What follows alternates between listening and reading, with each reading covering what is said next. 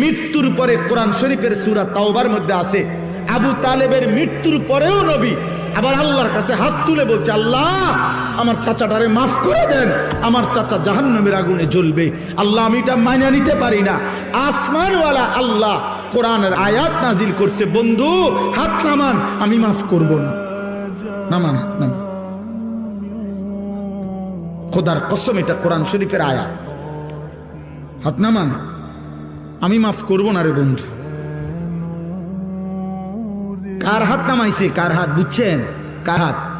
আপনি বুঝছেন উনি কেডা? আপনি বুঝেন উনি কে? আল্লাহর কি হয় জানেন? কলজাটা, কলজা,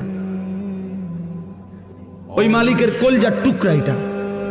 তিনি মাহবুব, তিনি হাবিব। এই কায়নাতে এর চাইতে প্রিয় ওনার কে? তো তার হাত নামাই দিছে বেটা,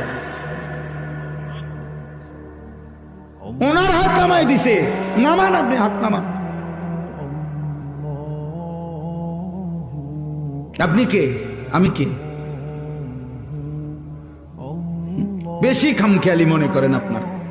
ইব্রাহিম আলাইহিস সালাম কোরআন শরীফে আছে, ইব্রাহিম আলাইহিস সালাম ওনার আব্বা আজরকে জাহান্নাম থেকে বাঁচাবার জন্য কত লক্ষবার যে কাকুতি মিনতি করছে কোরআনের মধ্যে আছে, শত শতবার, ইয়া আবাতি, ইয়া আবাতি।